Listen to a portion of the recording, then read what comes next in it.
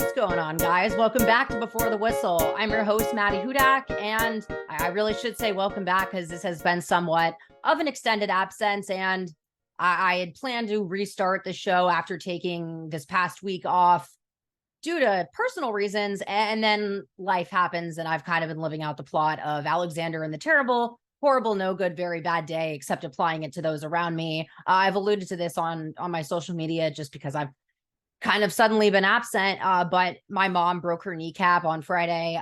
Very painful injury and just a very unexpected situation of chaos, for lack of a better term. Me being the only one that lives here, I've kind of become, a primary caretaker on top of trying to get myself settled for training camp and the sort. Saints training camp started today. I have to get this podcast back and running and just kind of get my feet back on the ground, to be honest with you guys. That was kind of why I had taken last week off with the plans to resume as normal this week. And I normally have a guest on Fridays, but this is kind of just how we adapt when life happens. And so, really my week off was kind of to just marinate on the off season and really not so much changing gears, but trying to keep the heart of this show still here while moving into the fact that it no longer is the off season and we're heading into that training camp phase. As I said, Saints kicked off today. I'll be there tomorrow. Tulane starts next week. And all of a sudden, you go from having nothing to do after the draft for the most part to everything being at 110 at all times. And I think I am one of, if not the only person, at least in the city of New Orleans, that attends back-to-back training camps, starting at Tulane, ending at the Saints facility. So I had kind of wanted to just reset and get a game plan for what I wanted to do. And quite honestly, my voice was starting to go a little bit. Allergies have decided to become a permanent fixture of the city of New Orleans, apparently. And, honestly, I don't usually talk this much.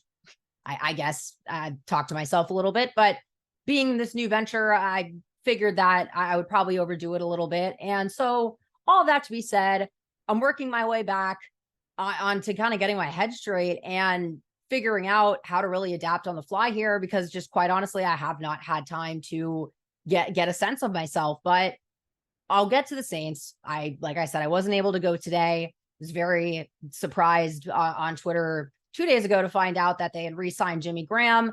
I don't know what his production is going to be like. From what I've heard, he's reduced a lot in size, but the nostalgia factor is certainly there. And that tight end room could just use some bodies and some veteran experience. When you think about, yes, you have Foster Moreau, but Juwan Johnson, someone that was converted from wide receiver to tight end. Taysom Hill is multiple positions, and tight end wasn't necessarily one of them as a point of emphasis until the last couple of years. But that kind of takes all that pressure, I think, off of Taysom Hill's usage and allows them to kind of be more creative with him.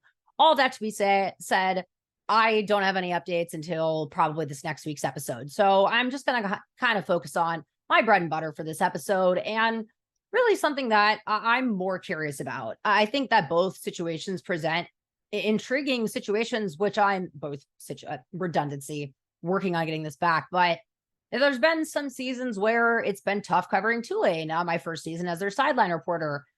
That being said, I found a lot of interest in the context of the season, having such an inside look the way that I did. But the Saints have had a rough couple of seasons, losing Drew Brees, losing Sean Payton. And after going through that coaching series, especially just really seeing the value of a head coach, I get it, why the growing pains are there when you look at those two positions. But there's a lot to be said there, and I'm looking forward to seeing that. But Tulane is really presented with a very interesting challenge in front of them, the challenge of sustaining success. And that's starting to turn into kind of a buzzword, but you look at the fact that they went from being ranked 7th to win the conference just last season on the heels of a 2-10 record. Now on the heels of a 12-2 record, they're ranked first in the preseason to win the conference. It's a lot different being the hunted than being the hunter. And Tulane really benefited, I think, from hiding in the darkness last season. I was kind of trying to scream it out to people, at least locally speaking, but it took a while for national attention to really pick up. And I think, to be honest, it wasn't until they upset the active Heisman Trophy winner, a Pac-12 team in USC in the Cotton Bowl, that they're garnering the attention they should have gotten all last year. But now the attention's here. Now the moment is here. And how do you sustain that? What is really the the goal, I guess it's to repeat a conference championship. It's to go back to New Year's Six, but how do you handle the mentality of that? To me, it's really the epitome of what I'm trying to do on this show with the title itself, Before the Whistle. I don't think that there's a better example to really study and follow along this season than Tulane football following the greatest single season turnaround in college football history.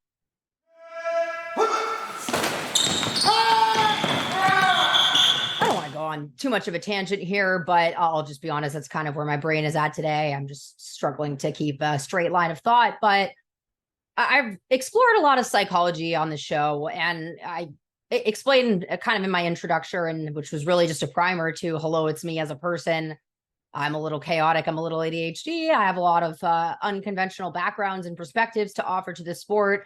And that's kind of what's happened with the show. But I've leaned on the psychological aspect of it quite a bit. It's what my background in education and initially my intended career path was. And even though I kind of went through various legal careers, all of them still to me tied back to psychology. And even working in class action, I found myself looking back at a lot of my psychology notes more often than not. And quite honestly, in this industry, in the same way, when I had come into this industry, it was in the middle of the pandemic. And I just remember it stuck out to me, the mental burden that was having on these players that were having false positives, what that was looking like, why they're blaming themselves for all these unnecessary measures. I'm trying to stay on topic here. All that to say, I've really just tried to explore that this offseason, because again, there's plenty of time to talk about the here and now when the here and now gets here, but we're just getting to that point. And yes, it's going to start at 100%, but of all these questions about how does Tulane sustain success, I can only answer so many of those questions from a personnel perspective of what I was able to see in spring camp. And quite honestly, there have been quite a few changes, both coaching and player wise. So the starting safeties that I was looking at in spring camp, I don't think that's going to be the case when I get to fall camp. Still not sure who's playing slot cornerback. I don't entirely know kind of the starting linebacker situation yet either. And I'm not entirely sure the team has that solidified. All that to be said, I'm not trying to devalue the turnover in players, because both it's their production on the field. But to be honest, it's kind of like when Drew Brees retired. Yes, you cannot. Actually, there's probably an equal argument for his play off the field, but I remember just feeling this emotional void. And the same thing when Sean Payton retired. And I don't think you can replace that kind of character mentality of those guys like Dorian Williams, Nick Anderson, Tajay Spears, simply in an offseason. That being said, you still have guys like Michael Pratt, Sincere Haynesworth, Jarius Monroe, all these guys that were there, a lot of them for the 2-10 season, a lot of them for the 12-2 season. But what I've really seen between the lines at Tulane, it just has gone to show me that it's about the right players and the right fit. And that comes from the coaching staff to scheme more than it is about having the best or, that kind of thing. Because when you look at Tulane's turnaround, what changed? We lost one starter on the defensive line to the transfer portal. That entire team that beat Caleb Williams and the Cotton Bowl were essentially the same guys from the previous season, save for a few, freshman guys like Alex Bauman, for example. But, what changed? To me, the answer was mentality and coaching. And that includes making the right decisions, like deciding which coordinators, need to stay, which ones need to go. I think that signified to the team that, this was not the standard of excellence that we're kind of planning to uphold. And then you hear about the player-led meeting and the captain's meeting of Dorian Williams, Nick Anderson, Sincere Haynesworth, and Michael Pratt, where they sat down and came up with this list of things that they could come up with that played into the losses last year and what was in their control and what could they change heading into the season. And then they hold a meeting with the players and all essentially really held themselves accountable.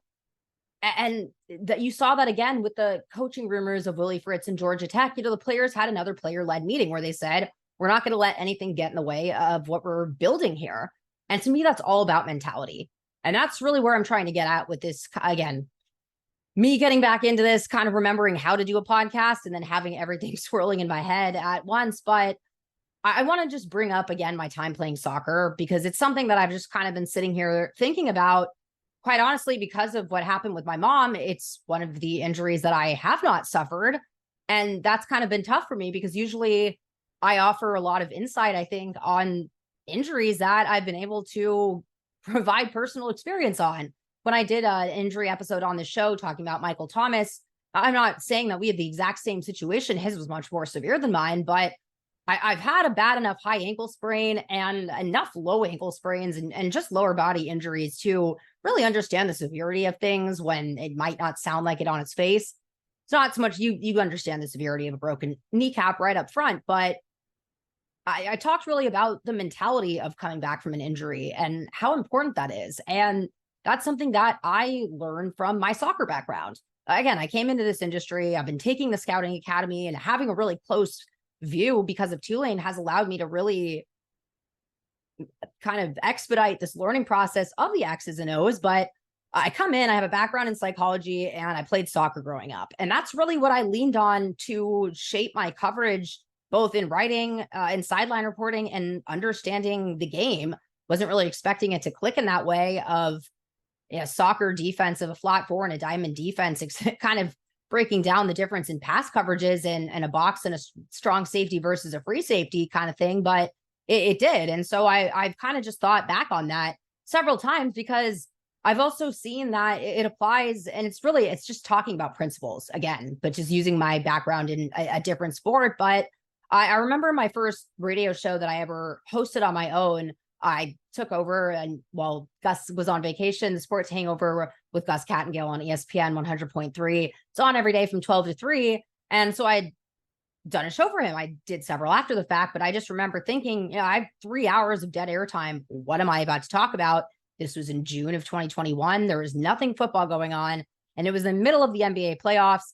Given that they're the Pelicans flagship, I kind of had to talk about that. And I'll be honest, my basketball acumen has gotten there since 2021, but it's just not, I don't have the intricate understanding of it in the way that I do football, and really, especially not 2 years ago. And so kind of sitting there thinking I have 15 minutes of, if I don't speak, dead air to start this thing off, and I'm kicking it off about a sport I'm not really that used to covering. What am I going to do here? And I remember kind of taking the angle, because I just look at everything from a defensive angle, but it really was a defense heavy contest. And I had explained on the show that was kind of why I never got into basketball during the regular season, was because there was really no emphasis on defense, and that bores me. And by the time the playoffs came around, I just don't care. And so I was trying to think, how do I really relate to this topic whatsoever? And I remember just going on a tangent about soccer, and that worked for me in that instance. And it's really helped me understand more football than I would expect. Just the amount of years playing a competitive sport, one that's quite frankly equally as violent when you consider that we didn't have helmets or pads whatsoever, and were able to tackle each other with our legs essentially. But hitting the ground was very painful. Hitting heads with someone else, very painful, very dangerous. But I learned the value of what a good head coach is, how important it is to be able to relate to your coach and be honest and direct. Thinking about the Parcells coaching tree and that coaching series I explored on here, that was something that stuck out to me when players talked about what Bill Parcells was like to them, that he was honest and direct. That's how he handled the Phil Simms situation. And I keep going back to it, but I just do think that the mentality of this game is really the most important characteristic. And I just don't think there's a better argument for mentality in sport than there is soccer. It's different and similar than football in the sense that it's more different than it's not, except for stealing the name. The biggest difference to me is I play defense, and there's a long time where you're just sitting and lying in wait. I was, a little more active being the defender that kind of followed the offense a little higher up the field. And so you're moving the whole time. I actually got the best perspective of all of this when our team goalies went down one season, and we all had to slot in one game that season. And I actually don't remember anything from being in the goal. I just remember the initial shock factor of, I feel like such a fish out of water. I have not played goalie since I got braces in 3rd grade. And if I wanted to play a hand-eye coordinated sport, I would have stuck with tennis. But what stuck out to me more was I felt like a caged animal, and I just wanted to follow the action. And it was driving me nuts that I had a literal goal to attend to. You have to be a little more aware of that at defender, but I knew that I had layers to behind me, but if I was moving up in that position versus playing goalie. And so you just really have to keep your head in the game there.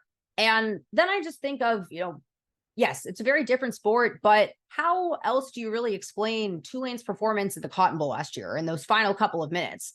It wasn't like they pulled some wizard scheme out of their book. It wasn't really that complicated of an offense. It was something that they'd executed well because they had prepared for that moment all offseason. It's something that Willie Fritz emphasizes, that hurry up offense. Situational football is being prepared for those situations when they arise. You think again about his decision to go for that 4th and 1 call on their own 24 at Kansas State. And I remember him saying if it was a 4th and 2, that they wouldn't have made that call. So that team, it's so situational where it's executing something really well. It's trusting the players around you and trusting the calls made by both the coach and the players in those moments. It's just, there's no magic formula to what they were able to accomplish, but you also had to go into those final 4 minutes not completely out of sorts. When a quarterback has kind of been picking on you all day at the passing game, is suddenly to be able to make a defensive stop like that safety. Yeah, you could argue that there was a little of the momentum switch when the ball was fumbled out at the 1 yard line, but I just think a lot of teams would have been completely checked out by that point. And even though they got the safety, the offense still had to march down the field with no timeouts left and score a touchdown in order to win the game. That's all mentality to me. So when people ask me, questions about Tulane and how do they sustain success, my answer is you kind of already answered the question, because it really, to me, is a core trait of what I've come to find is the Tulane football program, as long as I've been a sideline reporter, at least. Because I just keep thinking about the fact that nothing changed from the 2-10 season to the 12-2 year. To me, that all comes down to mentality and coaching. Scheming helps a lot, but you have to have the right players to fit that scheme. They still have to be able to execute it, and they have to be able to bounce back when the going is tough, like the Cotton Bowl, and deal with the things like having the first Power 5 win beating Kansas State, having a loss fall that the next week, and then your quarterback goes down, and then the second team quarterback goes down, and now your third team quarterback is taking you to overtime. All that entire season to me is just kind of a thesis in how important mentality is to this sport. So now that I've kind of gotten that out of the way, and why I think everyone can relax a little bit on it, it is a mentality switch, because they're no longer seen as the underdog. They are the top dogs, and they are the hunted now. And that is a completely different mentality. But I think that the chip on the shoulder mentality that you see in this team, it's also just so apparent in Michael Pratt himself, just the challenges that he has gone through, not playing football until 9th grade and then switching high schools, I believe, his senior year just to get more competition, coming off the bench halfway through a season as a true freshman and leading your team to a bowl game. I tuned into the media day for Tulane and watched him and Patrick Jenkins along with Willie Fritz at the podium, and stuck out to me where he said, I've been through 3 seasons at Tulane, 6-6, 2-10, and 12-2. So I've quite literally seen it all. And then you add in the hurricane and a lot of injuries and just a really bad snowball of that 2-10 year. And how do you kind of keep your head back in that, wipe that slate clean, but that chip on your shoulder thing? I just remember after the championship game, Michael Pratt saying how he couldn't wait to get a shot at Lincoln Riley again. And to me, I kind of laugh because that's a little aggressive to say, but that was the Oklahoma coach, and Tulane was 1 inch away from a 4th and 13 conversion after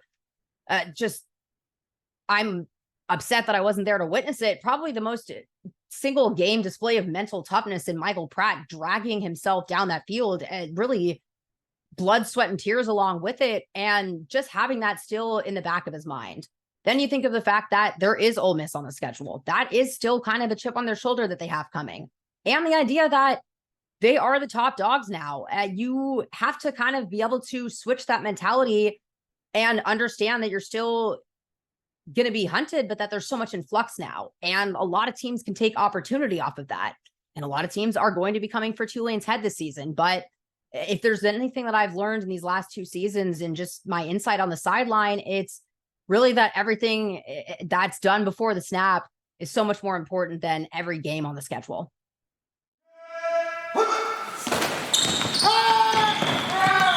Been really intriguing for me to learn the ins and outs of college football. As I've said, it was something that I just honestly didn't follow along with until becoming the sideline reporter for Tulane. And Now I'm really right in it. So just kind of looking at how you build a successful program and sustain a winning culture. It's a lot different than the NFL, where just the way that things work are very different, where the draft and free agency are the NFL, and in college you have the transfer portal and recruiting. But recruiting is something that I think Tulane has really officially entered the real conversation and gotten a seat at the table at. And when you talk about sustaining success and building a successful football program, how do you sustain that? As much as coaching is important, you still have to have the players on the field. And yeah, you can plug a lot of gas in the transfer portal nowadays, especially with the grad transfer portal, seeing just the difference makers on Tulane's defense last year and guys like Lemmy Young coming from the transfer portal over from Duke. They're kind of looking to do the same thing this year, bringing in some transfers, looking at that safety group again, because they lost Macon Clark, Larry Brooks, and Lemmy Young all at once. And so looking at how they replace that, yes, a lot of that comes through the transfer portal, but I think you really see the roots of that through recruiting. And you just look at how Tulane's been able to recruit this offseason. That, they pulled in the highest ranking recruit in program history, that they pulled guys that had Power 5 offers to come to want to play at a G5 program and that program be Tulane. That is something very different that's in the air. And that is what really helps a program go on. Things are starting to finally come together with, improved facilities and having new turf put down that it's made out of coconut. I'm really looking forward to seeing how it feels next week when training camp starts. I believe they report on the 1st and start the 2nd, just how that kind of feels under my feet. But seeing those kind of deliberate changes be made, turf to me is such an important factor of the game, just the playing surface that you have, home field advantage, the way that your stadium is set up. It's all super important and it really plays a difference. But just seeing all those things be put in place this offseason, you lose a lot of players, but I think you've really seen how success can be sustained. And I just kind of keep going back to what's the head coach's philosophy. As I've been exploring this coaching series, philosophy has really stuck out to me as being paramount. And, having just a curiosity in coaching as a completely separate entity of the game itself, I've been really stuck on the idea of building a philosophy, but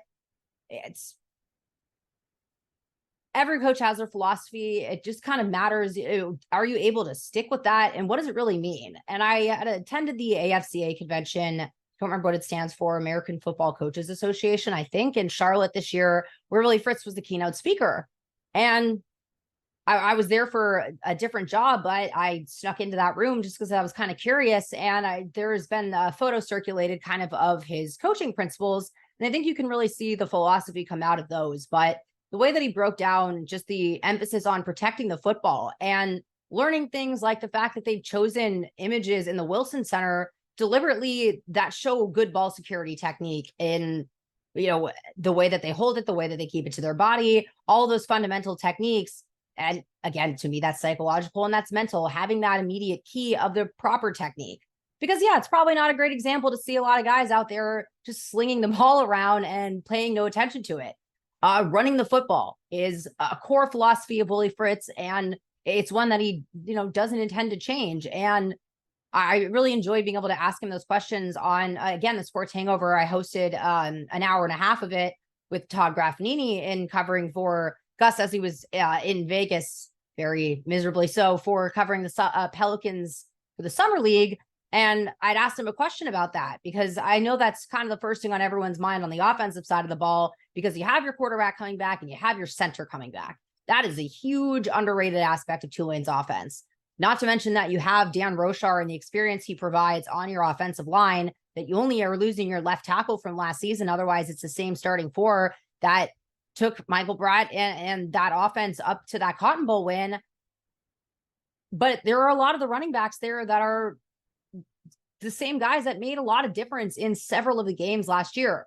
It's impossible to replace the skill set of Tyjae Spears in one player, because that's what happens when you come across really special players like Tyjae Spears. But they still have Iverson Celestine. They still have Shotty Clayton-Johnson. And those guys I brought up when I did this on WDSU, the Kansas State win, Iverson Celestine played a huge role in converting key downs in that.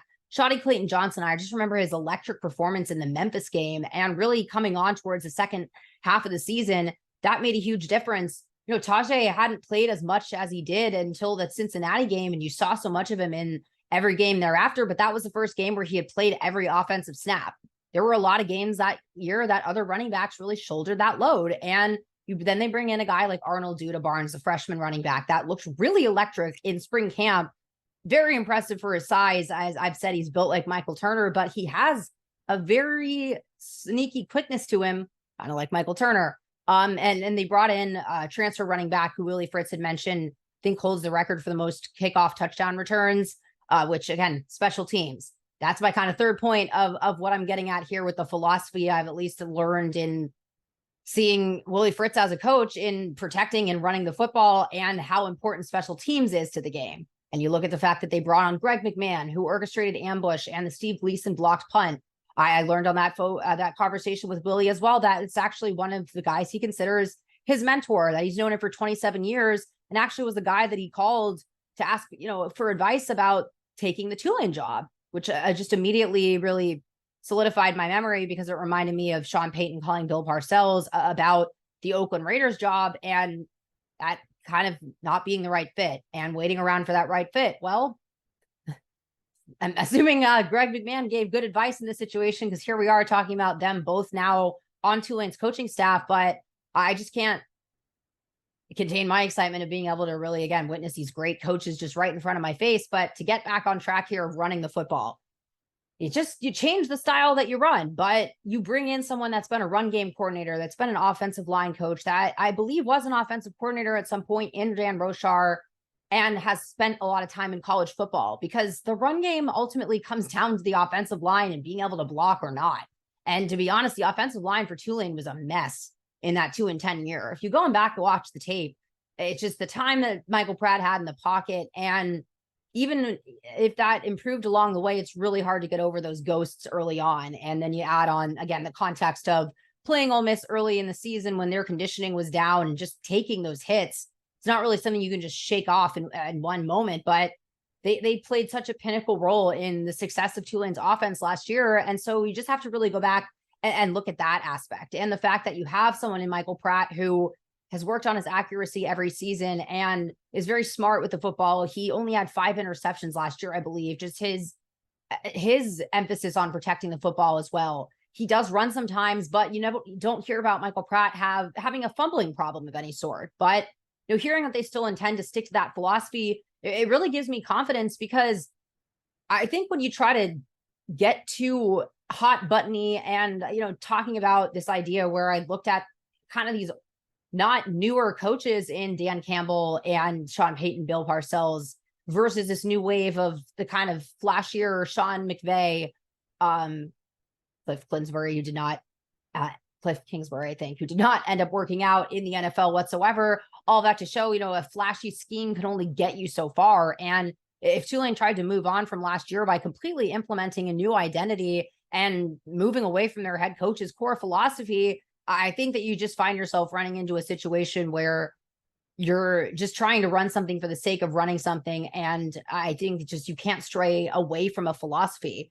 But that philosophy also changes when you have a quarterback like Michael Pratt and what they're able to do in the passing game. Because it's a completely distinct component really from the running game, in that you can find a ton of ways to be creative in it, but the run game is what sets you up to be able to do that. And so having the consistency too, learning that Slade Nagel, was in the driver's seat calling plays last year. Yes, there's a lot of turnover, and a lot of that comes on the defensive side of the ball, but you also have a new coach in Sheil Wood at defensive coordinator. You have Gerald Chapman at defensive line coach, who they had actually hired prior to last year. And then, he was offered a defensive coordinator role. It's really hard to ignore when you look. It's not just a lateral move. It's going into a coordinator position, but having that pedigree come to the defensive line, and then taking kind of a new approach on defense to a little more aggressive man coverage style versus the zone defense that we were kind of used to last year. Because a lot of these teams coming in, while there's a lot in flux, you're also losing. Yeah, it was really hard to account for a guy like John Rice Plumlee, but,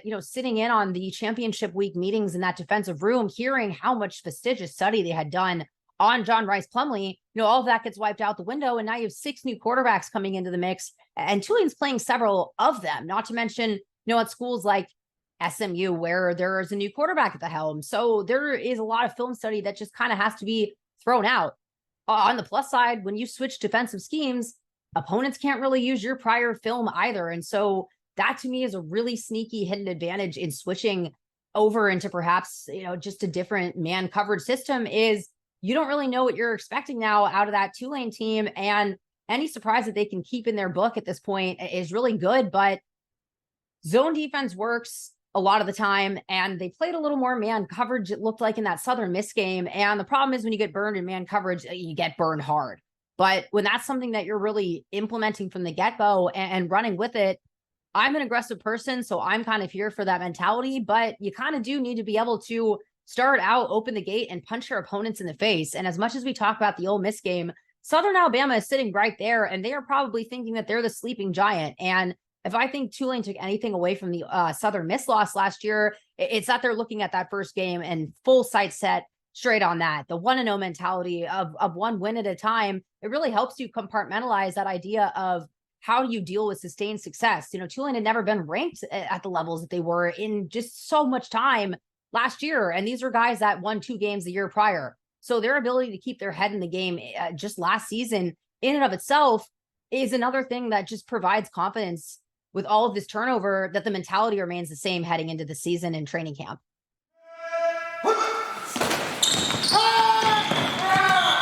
My plan was to have a little more material to work with on this episode and kind of take the time to refamiliarize myself with a little bit of the turnover on the roster. But as I've mentioned, the current events have made my prep kind of difficult. So I've just kind of been going off the cuff here. But to be honest with you, that's kind of the ability that I have right now of answering these questions before I'm able to see anything out in training camp. Just like I said, with changes in players and coaching staff as is from spring camp to now, and then you look at all the changing in coaching staff from the prior season, I'm still kind of getting a feel for this. And so I am really looking forward to training camp coming up next week.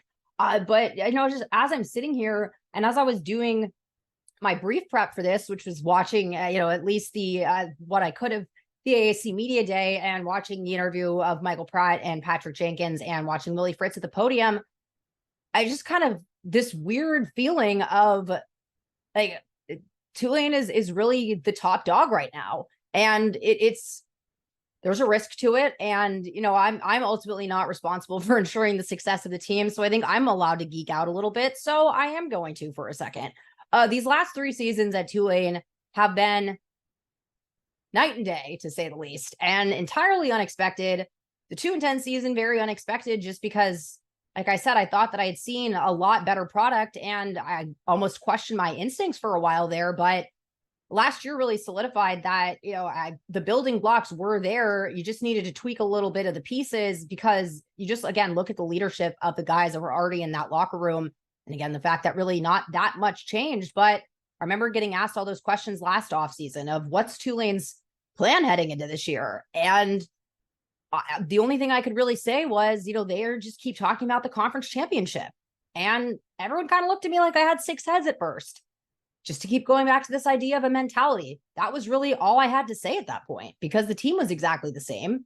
There was, just as I'm talking about right now, so many new coaches that, before training camp, you're only able to see so much install in the spring to be able to really make those kind of assessments on new coaches that way and new players. But I just really had no idea, other than that was as confident as those players were. And so I, at a certain point, became inclined to believe them. And I remember walking into one of the first spring practices, and it was at the Saints practice facility because it rained a lot that offseason. And just remembering like, wow, these guys are really focused at this point. And I had been hired in July of the 2021 off season. And so I didn't go to spring camp that year. So I started out at training camp, but the fact that the intensity almost felt like it was there more in March, it just really was something that I paid attention to. And that's when I started hearing these guys talking about the conference championship. So by the time they started talking about it at the AAC Media Day in July of last off season, that's when everyone started kind of asking me about it.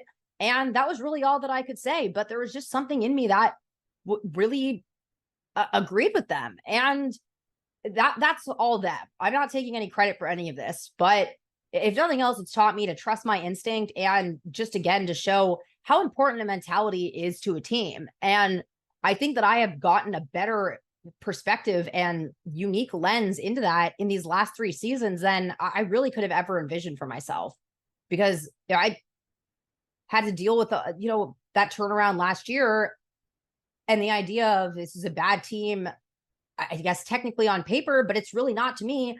How do I explain that to people? I'm kind of finding myself in the same light of, I don't know the answers to all of the questions of all of the holes on the roster that are left by, guys that to an extent are irreplaceable. But that's also, going to be the case at every single college program. And it's a good thing to have these kind of questions of how do you replace a generational talent like Tajay Spears? How do you replace the leadership of guys like Nick Anderson and Dorian Williams? Just to be able to say that void has been felt is not something I expected, at least this soon at Tulane. And now being asked, what's Tulane's goal this year? How do they kind of handle being the top dog in the conference? Again, not something that I was really expecting after my first season and after my time as a student at the university, and having really no interest to follow along until, like I said, I've said this in one of my previous episodes, I got a call from Todd Graffinini one day, the former voice of the Green Wave, current play caller for the Pelicans, telling me to turn on the TV during the pandemic because there was this kid, Michael Pratt, that had just come off the bench and he was worth looking at. And then I, started paying attention and looking at Willie Fritz. And here I am now on the sideline 3 years later, but just what this has felt like as an alumni and a sideline reporter. And not so much the word vindication, but again, all these people asking me why I wanted to stay at Tulane after the 2-10 year. I get it that, I came into this industry late. I don't really have time to waste, but I just think that a lot of people have a different idea of what being a sideline reporter is than me, I guess. I found that this is the most interesting place for me to be by a landslide. I don't know what I would be covering, the challenges of Alabama sustaining national championship success. That interests me a lot less. I am really kind of just my heart is of the underdog. And that's something that I felt was really a core trait in Tulane. And so it is weird kind of having my own mentality switch, where I've talked about how I've gone through a lot of trauma and identified with a lot of that in football, which might not be the most recommended type of therapy. Not to get on that whole note, but I'm now kind of finding myself confident in this industry, and I don't really feel like I have this chip on my shoulder that defines everything I do in the way that I felt a little more scrappy a few off seasons ago. And so it's a different mentality switch. And I'm just really looking forward to being able to cover that on the football team that I'm the sideline reporter for, have the access that I do, have the players around me to cover just in character and mentality and play, and the coaching staff, and just how inviting everyone is. And then being able to tell just such a great story. That to me has really been the best part of this whole thing, is the storytelling aspect, because this is a people business, and it's all about the people that make up the team that takes the field on, Saturday in this case, and the persons that make up your coaching staff. They're not robots out there, and they're not picking schemes by playing bingo and just having some ball get spit out of a machine. It's all decisions by human beings. And so that's just why this has really all been so enriching for me, and being able to feel like I didn't throw all of my education experience in the background, just kind of bringing it into this sport in somewhat of an unconventional way. But Tulane has really allowed me to do that. And I just can't wait to get back out there and melt into a puddle.